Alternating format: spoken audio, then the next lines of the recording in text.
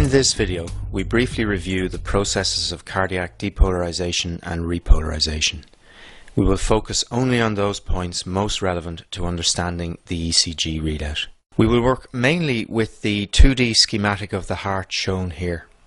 The schematic shows the right and left atria, the right and left ventricles, and the specialized cardiac conducting system seen here in grey. You will remember from anatomy that the main components of the conducting system are the sinoatrial or SA node, situated near the entry of the superior vena cava into the right atrium, and the atrioventricular or AV node leading into the bundle of His, which then divides into the right and left bundle branches in the interventricular septum. During each cardiac cycle, the atria contract in diastole to fill the ventricles, which then contract during systole to supply blood to the lungs and the systemic circulation. Contraction of the atria and ventricles is tightly coordinated by a wave of depolarization spreading through the muscular walls of these chambers.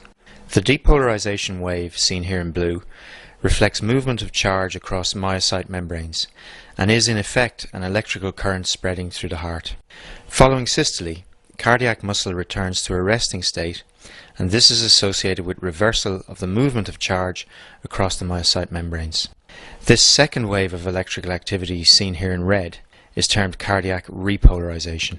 The leads of the ECG machine are designed to detect and record these two waves of cardiac electrical activity.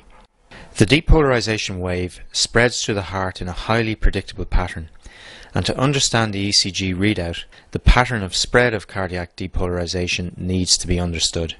Cardiac depolarization is triggered by an electrical pulse generated in the sinoatrial node. This electrical pulse then spreads through the atria, triggering their contraction late in diastole.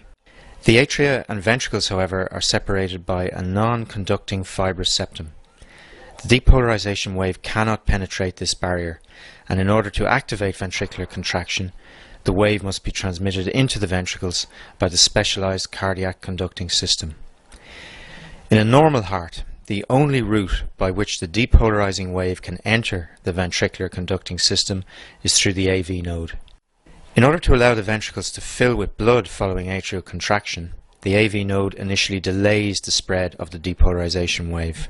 And after this short delay, the depolarizing signal is transmitted into the ventricles via the bundle of His.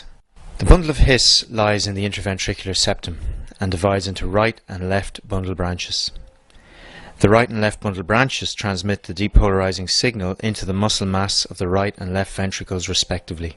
We should note at this point that the interventricular septum is the first part of the ventricular muscle mass to depolarize, and it does so by movement of current across the septum from the left towards the right bundle branch. We'll see later that this early left to right movement of current in the septum is crucial to understanding several important ECG abnormalities. As septal depolarization is taking place, the depolarizing wave begins to spread rapidly through the bulk of the left and right ventricles. As you can see here, in the walls of the ventricles, depolarization spreads from the terminal fibers of the conducting system outwards from the endocardium towards the epicardial surface of the heart, and also back along the ventricular wall to the atrioventricular groove. The final piece of muscle to depolarize is the upper part of the interventricular septum, and again this occurs by movement of current from left to right. Cardiac repolarization is not truly propagated between cells. However, cardiac myocytes repolarize at different rates depending on their anatomical location within the heart. Within the ventricular wall, there is a gradient in the rate of cellular repolarization. Cells in the epicardial region have the fastest rate of repolarization and repolarize first following ventricular contraction. The rate of cellular repolarization is then progressively slower as we move from the epicardium towards the endocardium. Therefore, perhaps counterintuitively, repolarization spreads through the ventricles in the opposite direction to the depolarization wave. As illustrated here, repolarization begins in the epicardium and then spreads backwards from the epicardial to the endocardial surface of the ventricles. We'll see later that this retrograde spread of ventricular repolarization is important in understanding the normal ECG readout. We will now go on in video 2 to show you how the depolarization and repolarization waves are analysed to produce the normal ECG readout.